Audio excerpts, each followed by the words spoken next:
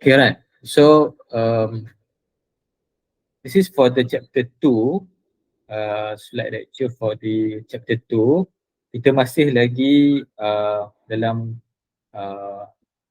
topik UV visible spectroscopy. So UV visible spectroscopy itu kita gunakan untuk analisis bahan inorganik dan juga bahan tak organik, inorganik and also organic analytes lah. So this is course learning outcome. Okay, chapter 1 hari tu kita dah cerita berkenaan dengan introduction to analytical chemistry. So now is a spectroscopic based method lah. Okay, so some of you dah buat amali, okay, practical menggunakan AAS lah, GCMS, okay, ada UV visible and so on lah. Ada yang volumetric analysis and gravimetric analysis. Okay, so kalau ikut semua yang dibuat masa amali itu sebenarnya kita akan cover dalam subjek ni. Cumanya mungkin kita akan cover kemudian ataupun orang buat dulu dekat praktikal, lepas tu akan cover kemudian lah. Okay, so information ni ada kat sini. Okay, so untuk hari ini, okay, kita cerita berkenaan dengan molecular spectroscopy. So sebelum ni is atom. Okay, so sebelum ni is another spectroscopy ni is atomic spectroscopy. Yang UV visible ni ialah molecular spectroscopy.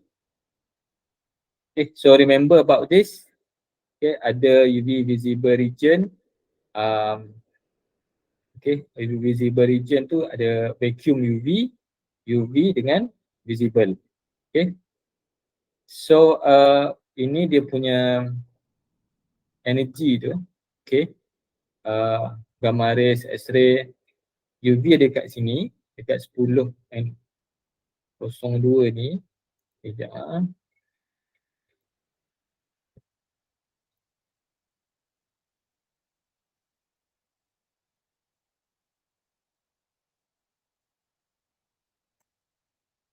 Okay, so dekat sini UV dan ditambahkan dengan visible.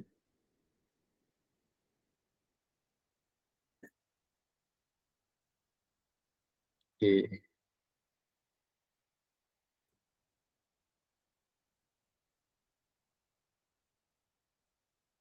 Okay, so ini ada UV dan juga visible light lah.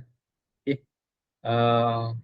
Saya tak tutup dia punya transition punya ni. Okay, tak apa. So kat sini ada UV visible. Okay, dia punya range dia tu daripada 200 nanometer hingga 750 nanometer. Itu kalau kita ambil UV dan juga visible range. Okay. Jadi kalau UV dan juga visible range. So kalau UV sahaja dia antara 200 hingga 450 nanometer. So biasanya vacuum UV ni dia tak termasuk dalam spektrum lah biasanya. Vacuum UV ni biasanya akan ada satu instrumen khas, okay, yang berkaitan dengan vacuum UV. So kalau untuk korang, korang boleh tengok UV dan juga visible sahaja 200 hingga 750. Okay. Okay, so ingat kalau kita apa nama tu, kita nak differentiate between apa itu organik dan juga apa itu inorganik. Korang boleh tengok lah dekat sini. Organik tu yang korang belajar subjek bioorganic chemistry, dia ada carbon dengan hydrogen dan juga ada some of heteroatom lah. Contohnya macam glycerol ni ada O. Tapi yang penting dia ada, dia punya backbone dia ada carbon dan juga hydrogen, CH. And then inorganik ni dia selain daripada bahan organik. Okay, contohnya macam zat ion, CO2 and nitrate. Okay, so ini perbezaan antara organik dan inorganik. So kalau organik tu ini contoh dia, dan biasanya kalau inorganik tu elemen yang ada kat dalam periodic table ni. So dalam periodic table ni adalah atom. Okay, atom. Jadi kalau molekul tu adalah gabungan daripada atom. Okay, so some lah some of the spectroscopy tu kalau kita panggil atomic spectroscopy, dia boleh detect atom-atom yang ada kat dalam periodic table. And some of the spectroscopy tu boleh determine molekul. Molekul macam UV visible ni dia dalam bentuk molekul, bukannya dalam bentuk apa nama tu atom lah. Okay. Okay, substance can be detected and quantified by UV because dia ada chromogen. Because the chromogen has okay. Chromogen ada chromophore. Okay. Apa itu chromophore? Chromophore is a substituent dalam bentuk atom or group of atoms dalam molekul tu that can absorb light. Okay. Radiation ni is not absorbed by all atoms in the molecule. Tak semua atom-atom yang ada kat dalam molekul akan absorb light. Light tu macam apa, UV visible radiation, itu light lah. Okay. Light tu radiation jugalah. Tak semua. Tapi kalau dalam molekul tu ada chromophore, so chromophore ni boleh absorb that light.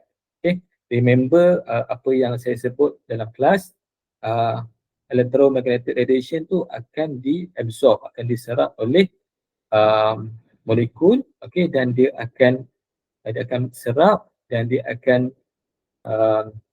transmit, okay, dia akan scatter. So salah satu daripada salah satu daripada reaction ataupun interaction between molecule and the electromagnetic radiation is absorbed.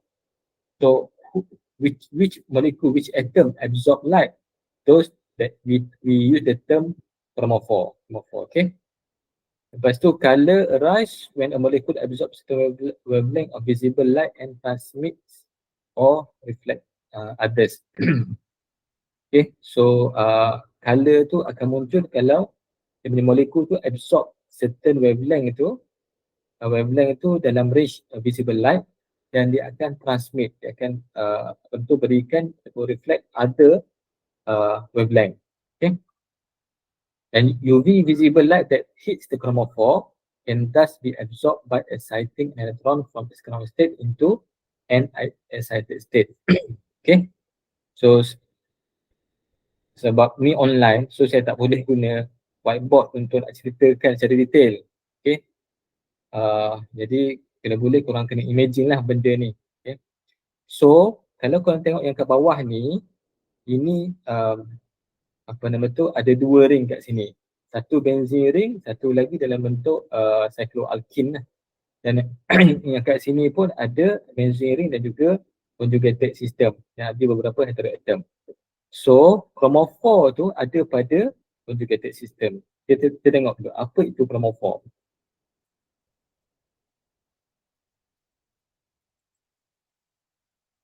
Okay, so chromogen, first kali, chromogen is a molecule that contain chromophore. Okay, so chromophore tu apa dia? Atoms ataupun group of atoms in a molecule that can absorb light. Okay, korang ingat tak lagi Beers-Lambert law?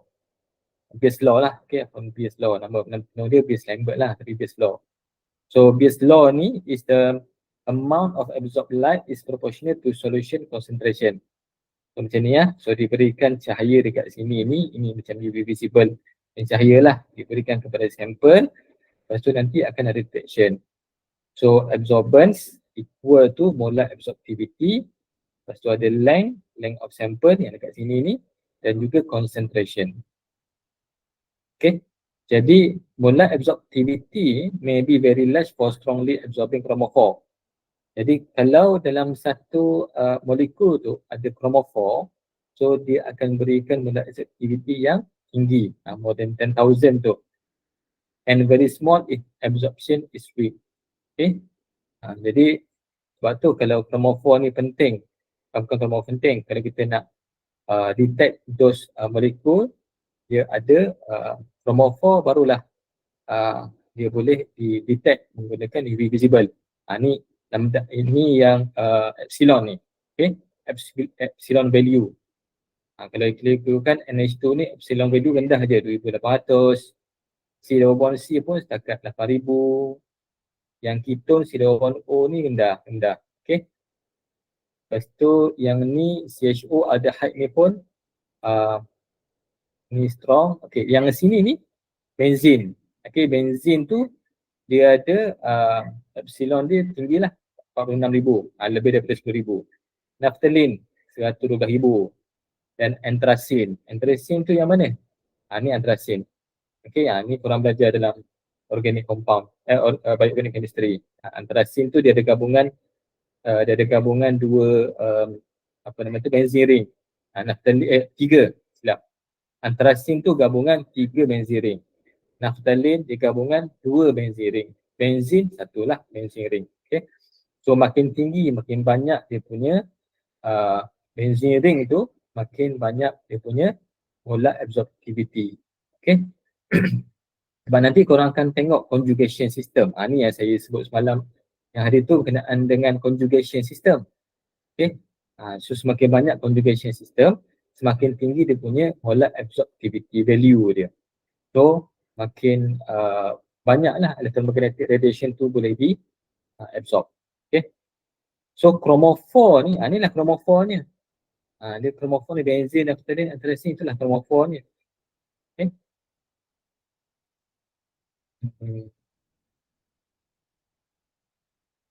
Okay, so ada beberapa types of chromophore.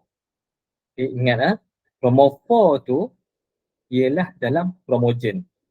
Okay, chromogen ialah molekul yang ada chromophore. Chromophore ni dia yang boleh absorb light. Okay, dia boleh absorb light. So kita tengok apa jenis chromophore ni. Ada two types of chromophore. First is chromophores in which the group of atom have pi electron undergo pi-pi transition. For example dekat sini ethylene, acetylene. Okay, ethylene ni dia ada pi electron undergo pi-pi transition sebab dia ada double bond. Yang ni ada triple bond. Okay, tapi tak kuat lah kalau dia standalone. Kalau setakat ethylene sahaja. Tapi kalau digabungkan dengan yang lain macam benzin tu, so dia akan membentuk satu molekul yang mempunyai molar absorptivity yang tinggi. Okay. Dan satu lagi chromophore having both pi electrons and non-bonding electrons undergo two types of transition. Okay, so yang pi electron, pi transition ni orang nak faham pun boleh, kalau tak faham pun tak apa, tak ada masalah. Sebab ini ada berkaitan dengan dia punya orbital. Okay. So macam yang saya ceritakan dalam introduction tu, bila some of the atom tu dia absorb some of the lights, so elektron yang ada pada satu orbital dia akan dia akan pergi kepada orbital yang lain. Dia akan pergi kepada transition orbital yang lain, dan daripada transition orbital yang lain tu dia akan menghasilkan energi yang lain. Itu maksud dia. Okay, pi electrons ni. Okay, kalau kau faham boleh, kalau tak faham pun tak apa. Apa yang korang faham, ialah chromophore ni dia mesti kena ada double bond. Okay, C double bond C ataupun C single bond C. Tapi C triple bond C, okay. C triple bond C ni tak banyak lah. Kalau ada pun okey lah. Tapi biasanya kebanyakannya akan melibatkan C double bond C. Okay, itu nombor satu. Nombor dua ni, okay, dia ada contohnya macam karbonil, azo compound. Ni azo ni C triple bond N, azo compound. Biasanya those dyes, dye baju yang colored solution tu, okay, contohnya macam methylene blue, orange 7, itu bentuk dye lah. Dye tu dia ada azo compound. So daripada azo compound ni lah yang menghasilkan warna. Okay, C double bond C, okay, ataupun N double bond N. Untuk N double bond N lah. Okay, neutral compound. Ataupun dalam bentuk, ni neutral compound, N double bond OO. Okay, so carbonyl, azo compound dan juga neutral compound. Okay, so ini ada dua types of chromophore. Okay, ni yang saya sebut tadi tu, kalau N, apa nama tu, ada sigma, ada pi, N, pi star, and also sigma star lah. Jadi kalau apa nama tu, elektron tu akan bergerak daripada satu orbital kepada orbital yang lain. Okay. So pi electron is double or triple. Kalau n elektron yang kat atas ni is unshared electron in the outer shell. Okay, kalau korang tengok balik dekat sini ni, okay, kalau yang kata n non bonding elektron tu ada dekat ada dekat oksigen ni O. Okay, O ni ada non bonding. N pun sama, N ada 2 yang non bonding. Okay, non bonding lah. Kalau macam yang ni dia ada semua bonding. Okay, dia ada semua bonding. Okay. So ini in this transition, kalau n kepada pi star tu electron of an unshared electron pair on a heteroatom. Okay, unshared electron pair is excited to pi star anti-bonding orbital. Okay. So dia biasanya melibatkan heteroatom lah. Okay, satu retro-organic compounds contain oksigen, O, N, S dan juga hidrogen. Okay, kalau pi kepada pi star tu, okay, dia ada transition. Ini untuk unsaturated center, unsaturated compound.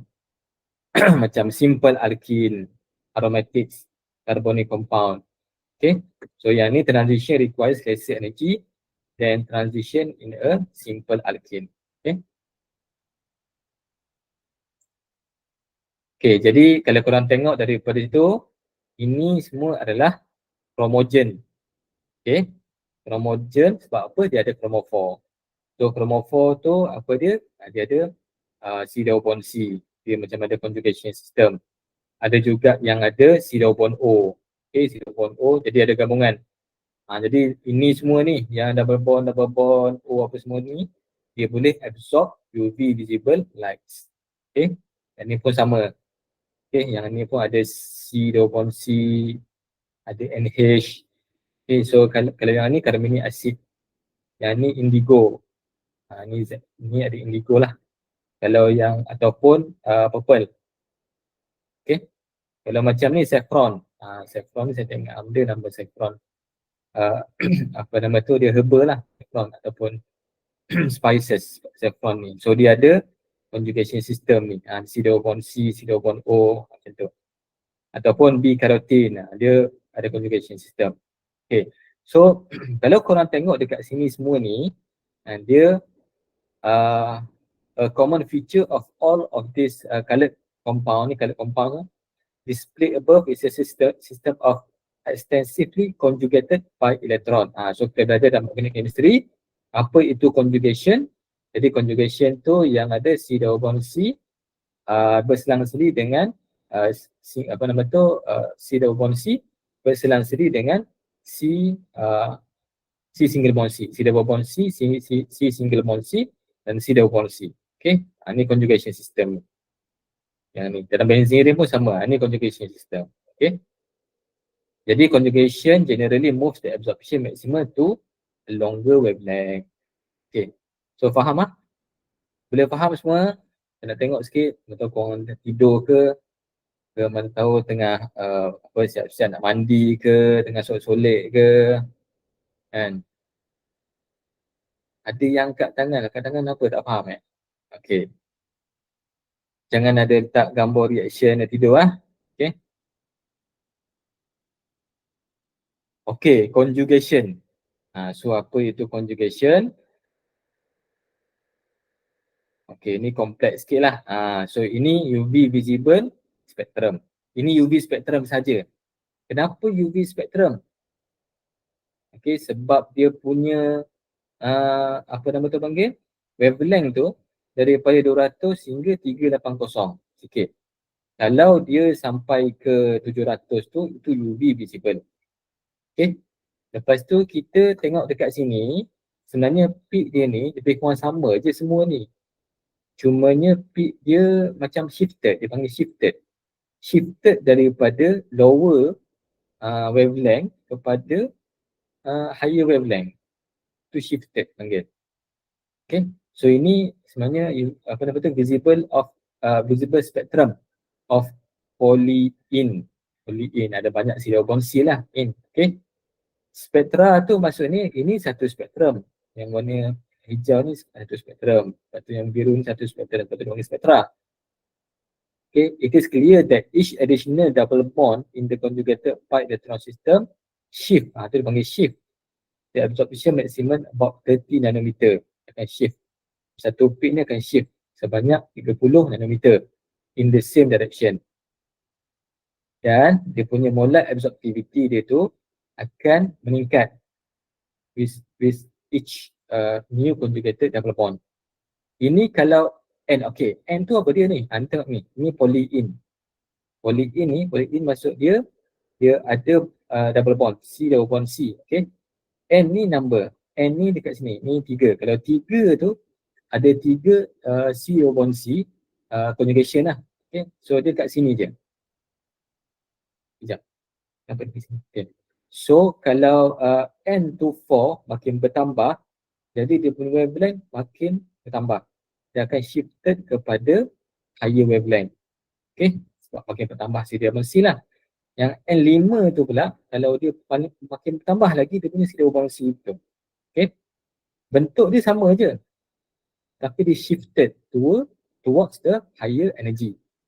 Dan dia punya molar absorptivity pun dia akan tinggi. Okay, daripada bawah ni 550,000 je ke bawah, dia akan pergi sampai tak 100,000. Jadi dia ada ada kaitan dengan macam ni kan, makin banyak dia punya C double bond C dia tu, okay, makin banyak conjugation system dia tu, makin banyak dia akan absorb. Bila makin banyak dia punya absorb, makin tinggilah dia punya intensity dia tu. Okay. Dan bila makin tinggi intensity dia tu, makin tinggilah dia punya makin tinggilah dia punya makin tinggilah dia punya concentration. Ini korang boleh tengok dalam kaitan dengan Beer's law. Kan, absorbance tu kalau absorbance tinggi, dia punya concentration pun tinggi. Okay, absorbance tu kita boleh tengok dekat mana? Dekat ni, ini value absorbance ni. Ni absorbance value. Sudahkan tinggi, maksudnya dia punya concentration itu ataupun dia punya absorbance itu tinggi. Okay. So nature of shift. Kalau dia pergi kepada longer wavelength, ni dia punya term dia tu, nama dia bathochromic. Ni kena hafal sikit lah, bathochromic. Kalau a shorter wavelength, dia kena to longer wavelength macam ni lah. Yang ni maksud dia, yang ni term dia tu bathochromic. Okay. Yang kalau ke bawah, shorter wavelength tu hypsochromic. Kalau absorbance tu makin tinggi, nama dia hyperchromic. Kalau lower absorbance yang kat ni dipanggil hypochromic. Okay. Okay, faham lah? Bathochromic, hypsochromic, hypochromic, hypochromic. Okay. Okay, so the transition absorption of UV by inorganic compound. Okay, jadi kalau ikutkan UV visible ni kita fokus kepada organic compound sebab dia molekul. Tapi some of the inorganic species pun sebenarnya ada dia punya ability untuk di absorb UV light. Okay. So by inorganic species nama dia. Dia kalau setiap daripada elemen ni manganese, Fe, silver, cadmium, merkuri ni dipanggil species, inorganic species. So inorganic species ni dia boleh dalam bentuk ions. Ions tu contohnya macam dalam bentuk nickel 2+, tu ion lah. Ataupun dalam bentuk kompleks. Ni kompleks. Ini bentuk kompleks di mana ion ni, ferrum ion ni ataupun ion ni, okay, dikomplekskan dengan organic compound yang ada dekat sini. Okay, ada dekat sini. Jadi kalau tengok daripada kompleks ni, dia sebenarnya yang ni kompleks ni boleh absorb light. So dia boleh detect menggunakan UV visible spectrophotometer lah. Daripada sini. Sebab tu sometimes kan, kalau kita nak determine some of the metal yang tak ada chromophore, kita komplekskan dia, menjadikan dia chromogen. Faham tak?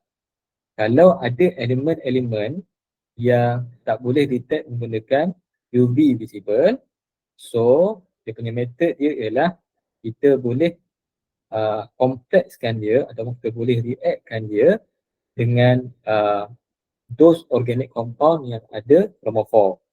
Dan bila dikomplekskan macam ni, so dia akan boleh ditentukan menggunakan UV visible. Ada some of the compound yang dia tak ada warna. Okay? Dan bila kita jadikan dia warna, dia boleh ditentukan menggunakan visible spectrophotometer. Okay? Jadi satu cara ialah kompleks. Dan kalau tengok daripada sini, satu kompleks ni dia equal to satu Fe. Jadi dia macam proportional. Okay, satu Fe, satu chromophore. Kan? Jadi satu ion tu equal to satu chromophore. So apa-apa yang kita detect menggunakan visible UV visible spectrophotometer, concentration dia tu akan sama dengan concentration yang kita nak detect tu.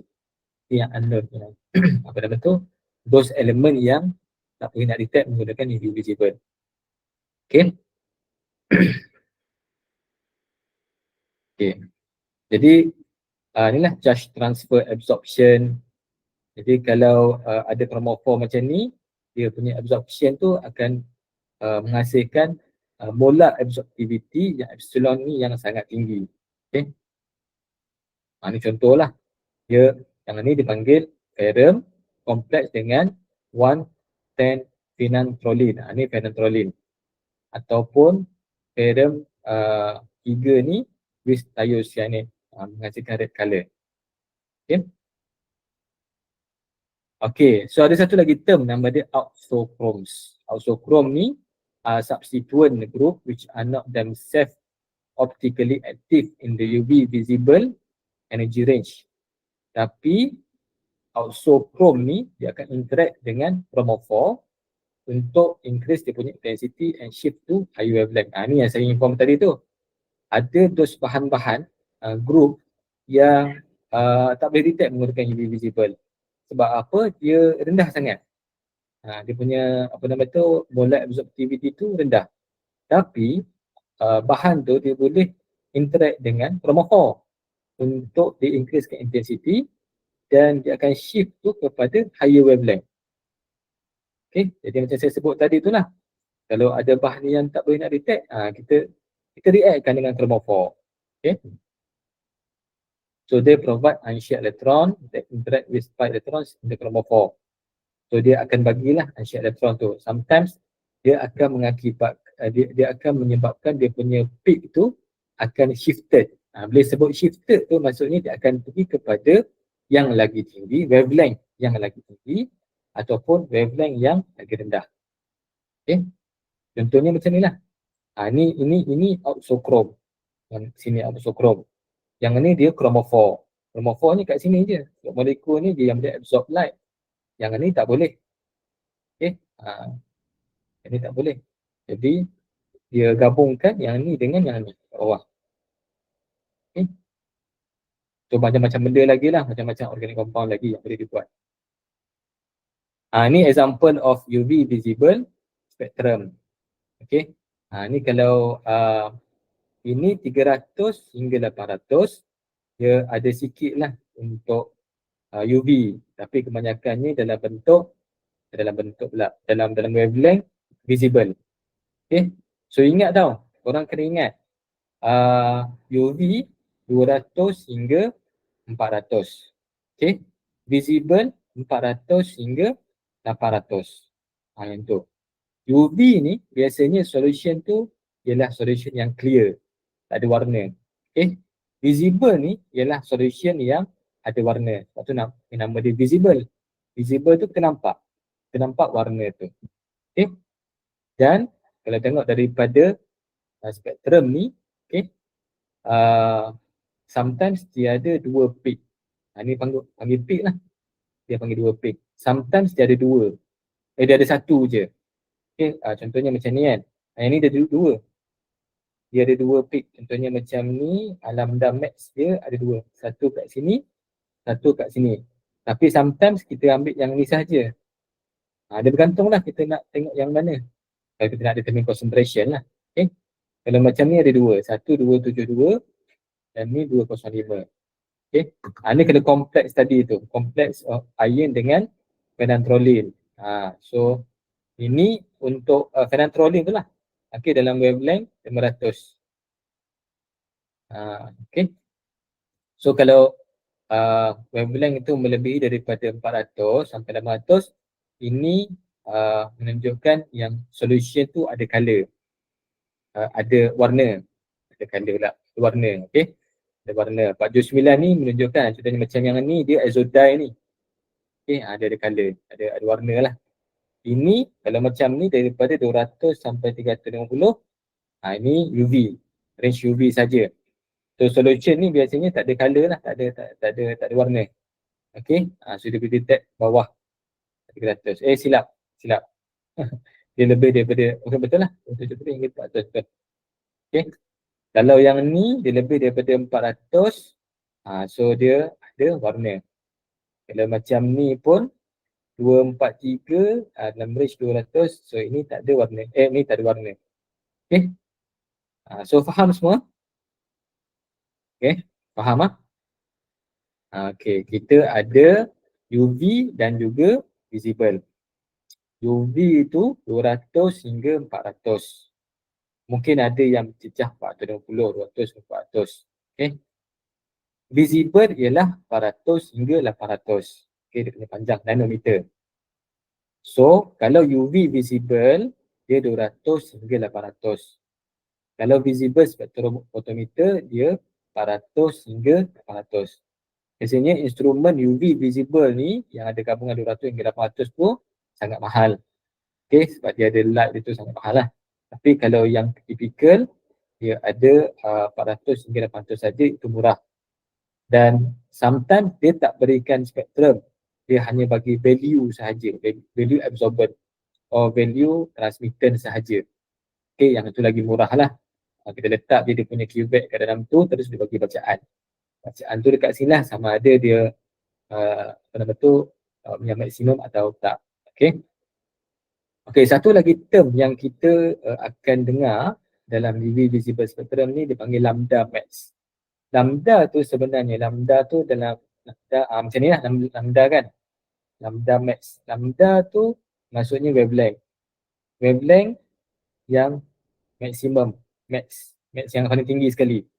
Yang ni kalau korang tengok dekat sini, dia adalah 272. So ini adalah lambda max paling tinggi sekali. So kita gunakan lambda max ni untuk tujuan kita detect dia punya concentration. Okay, so makin tinggi lambda max, makin tinggi dia punya concentration. Okay, nanti saya minta korang list out new terms that you find in previous slide, discuss about it, tak boleh discuss lah. Sebenarnya saya dah bagi dah terms ni. Tapi kalau boleh korang study balik, tengok balik terms-terms yang kita gunakan dekat sini. Okay. So ada terms UV visible saya sebut tadi, wavelength. Wavelength, apa itu wavelength? Okay, wavelength tu yang 4CX tu. Okay. So terms organic dan inorganic, ya, ada perbezaan dia lah. Chromogen adalah molekul yang mempunyai chromophore. Chromophore adalah molekul, ada dua types of chromophore tu lah. Okay. Chromophore ni molekul yang boleh absorb the light. Okay. Dan ada saturated organic compound dan juga unsaturated organic compound. Ada yang ada C double bond C, ada yang ada C single bond C. Jadi untuk UV visible ni ialah fokus kepada unsaturated organic compound. Okay, conjugation, ingat what is conjugation?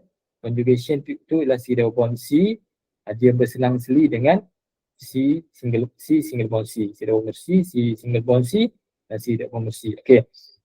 Batochromic, hypsochromic, hyperchromic, hypochromic ni ada kaitan dengan dia punya wavelength tu akan shifted, okay, kepada lower wavelength ataupun higher wavelength ataupun lower wavelength, ataupun hyper dengan hypochromic tu absorbance dia tinggi ataupun rendah. Okay. Transition elements ni ialah kalau kita tengok dalam periodic table. Okay, charge transfer complex ni ada kaitan dengan complexation elements dengan compound, elements dengan organic compound, dia boleh jadi kompleks. Absochrome ialah those yang bukan chromogen, tapi dia boleh react dengan chromogen untuk dia absorb dia punya light, ataupun sometimes dia auxochrome ni dia boleh absorb light tapi dia punya molar absorptivity dia tu sangat rendah sampaikan tak boleh tengok dia punya peak dia tu. Jadi dia reactkan dengan chromogen. Okey, ada chromophore. Okey, ada soalan nak tanya belum saya berhenti sekejap?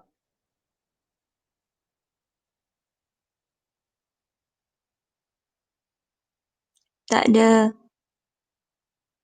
Okey, so kalau tak ada, kita rehat sekejap. Okey. Nanti saya sambung balik.